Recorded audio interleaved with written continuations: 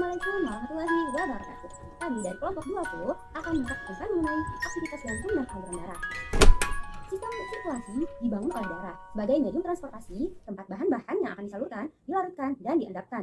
Nah, pembuluh darah yang berfungsi sebagai saluran untuk mengarahkan dan mendistribusikan darah dari jantung ke seluruh tubuh dan mengembalikannya lagi ke jantung.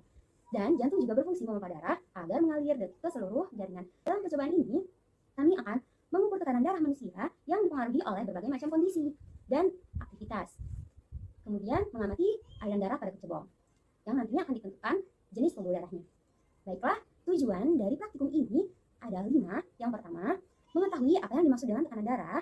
Kemudian yang kedua, mengidentifikasi faktor yang mempengaruhi tekanan darah. Yang ketiga, memahami metode pengukuran tekanan darah dan detak jantung manusia. Yang keempat, mengidentifikasi hubungan tekanan darah dan detak jantung dengan aktivitas dan jenis kelamin. Kemudian yang kelima, mengidentifikasi jenis pembuluh darah berdasarkan aliran darah. Nah, adapun rumusan masalahnya, yang pertama, apa sih yang dimaksud dengan tekanan darah itu? Kemudian, yang kedua, apa saja faktor yang mempengaruhi tekanan darah? Yang ketiga, bagaimana metode pengukuran tekanan darah dan detak jantung manusia? Dan yang keempat, bagaimana hubungan tekanan darah dan detak jantung dengan aktivitas dan jenis kelamin? Yang kelima, apa saja jenis pembuluh darah berdasarkan aliran darahnya? Nah, untuk hipotesis dari praktikum ini, yang pertama, tekanan darah itu didefinisikan sebagai tekanan dari darah terhadap dinding pembuluh darah.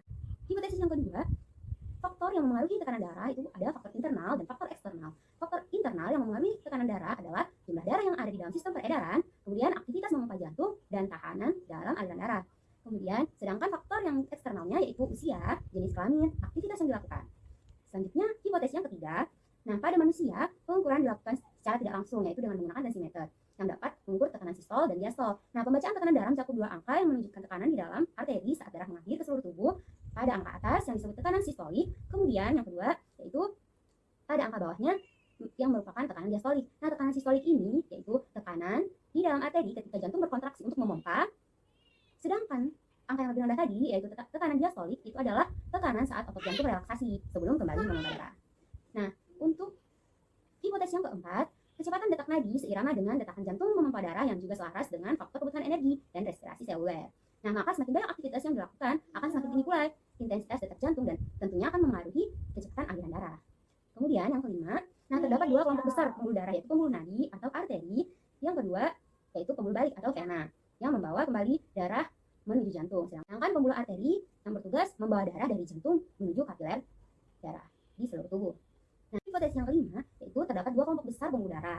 Nah, pembuluh darah pertama yaitu arteri yang membawa darah dari jantung ke seluruh tubuh ke kapiler-kapilernya. Nah, kemudian pembuluh balik yaitu pembuluh vena yang membawa darah kembali dari kapiler menuju ke jantung.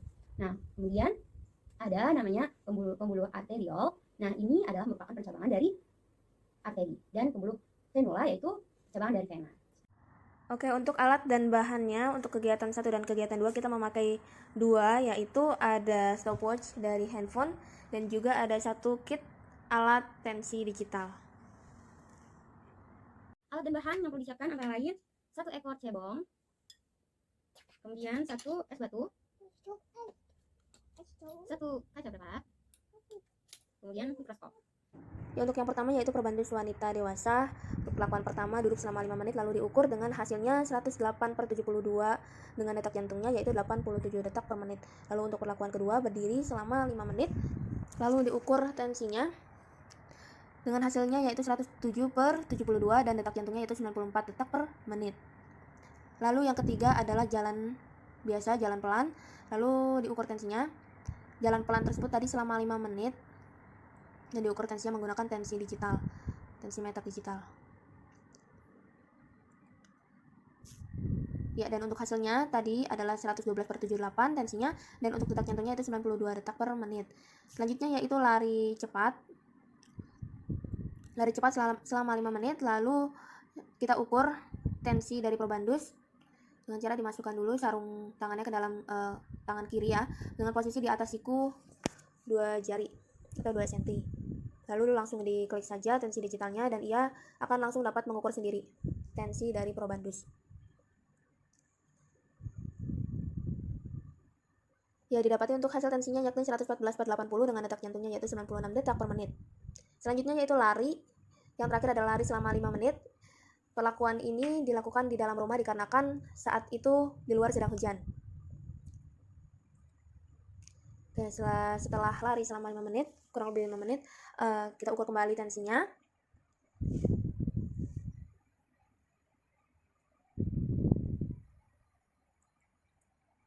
Tensi digital ini dinilai lebih efektif dibandingkan tensi manual, dikarenakan dengan tensi digital ini sudah bisa langsung menentukan tekanan darahnya dan detak jantungnya, dan dihasilkan yaitu 120/82, detak jantungnya 99. Selanjutnya untuk perbandus laki-laki dewasa, perlakuan pertama duduk selama 5 menit dan didapati hasilnya 129/83 dengan detak jantungnya yaitu 92 detik per menit. Selanjutnya yaitu berdiri selama 5 menit, dan untuk hasilnya diukur dengan menggunakan tensi digital. Ini sedang menghitung. Untuk tensi ini perhitungannya memang agak lama sampai dia pasti gitu.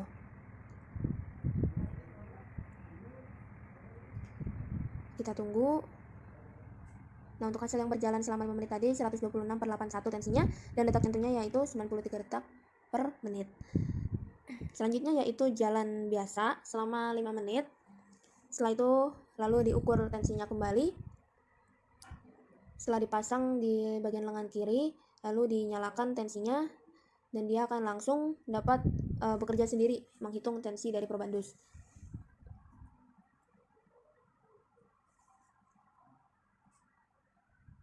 Didapati hasilnya yaitu 133/83, dan untuk detak jantungnya tadi 93 detak jantung per menit. Selanjutnya itu lari cepat selama 5 menit dan diukur tensinya. Himbauan untuk video ini agak dipercepat karena waktu yang lama, dan hasilnya 148/90 untuk tensinya, dan untuk detak jantungnya 111 detak per menit. Pertama, probandus berdiri, kemudian ukur tekanan darahnya, lalu lihatlah hasilnya, yaitu sistol, diastol, serta denyut nadi. Yang kedua yaitu probandus duduk, lalu ukur tensi darahnya, lalu lihatlah hasilnya. Kemudian probandus berjalan dan lihatlah tekanan tensimeternya. Yang keempat, probandus berjalan lebih cepat, kemudian ukur kembali tensimeter digitalnya, lalu lihatlah hasilnya. Probandus berlari cepat, kemudian ukur kembali tekanan darahnya dan lihatlah hasilnya. Probandus perempuan berdiri, lalu diukur tekanan darahnya, lalu catatlah hasilnya. Kemudian probandus kembali duduk dan ukur tekanan darahnya. Probandus berjalan santai, ukur tekanan darahnya, lalu catatlah hasilnya. Probandus berjalan cepat selama 5 menit, lalu ukur tekanan darah dan lihatlah hasilnya. Probandus lari, kemudian ukur tekanan darahnya dan lihatlah hasilnya. Berikut adalah hasil pengamatan dari pengukuran tekanan darah dan juga denyut nadi. Dari hasil pengamatan yang telah dilaksanakan, didapati bahwa tekanan sistol tertinggi laki-laki terjadi pada aktivitas jalan cepat yaitu 148 mmHg, sedangkan tekanan darah terendah terjadi saat aktivitas berdiri yaitu 87 mmHg. Kemudian tekanan diastol tertingginya adalah 90 mmHg dan terendahnya 67 mmHg. Untuk perempuan, sistol tertingginya adalah 128 dan terendahnya adalah 97 mmHg. Lalu untuk diastolnya 82 adalah tertingginya dan angka terendahnya yaitu 71 mmHg. Nah, sedangkan untuk denyut nadi tertinggi ada pada jenis kelamin laki-laki yaitu 132 denyut per menit di kegiatan berlari. Hal tersebut menunjukkan bahwa tekanan darah dapat dipengaruhi oleh jenis kelamin serta pola aktivitas dan penyakit seperti insomnia atau penyakit lain. Aktivitas fisik yang dilakukan mempengaruhi tekanan darah. Semakin banyak aktivitas yang dilakukan, maka tekanan darah akan semakin tinggi. Terima kasih. Selanjutnya kita memasuki langkah percobaan. Nah, untuk langkah pertama kita ambil cebong ini dan meletakkannya di atas batu. Kita letakkan cebong ini sampai dia pasif, jangan terlalu lama karena akan menyebabkan kematian pada cebong. Selanjutnya kita ambil kecebong dari atas es batu dan meletakkannya di atas kaca preparat. Setelah itu kita langsung amati aliran darah pada ekor kecebong dengan meletakkannya di atas meja preparat.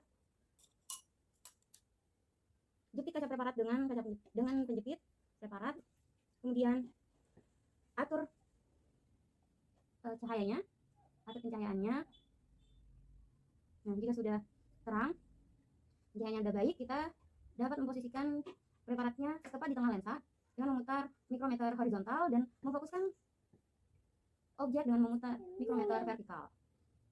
Kita mengamati kecebong ini dimulai dengan perbesaran terendah terlebih dahulu, kemudian kita putar revolver menuju perbesaran 10 kali. Perbesaran terendah tadi itu 4 kali dan sekarang yang 10 kali. Kemudian kita amati dan kita ubah ke perbesaran 40 kali. Kita amati lagi. Perhatikan aliran darah pada pembuluh darahnya, kemudian tentukan jenis pembuluh darah tersebut. Kemudian buat sketsa aliran darah yang terlihat dan tentukan kecepatan aliran darahnya, apakah lambat, sedang, atau cepat.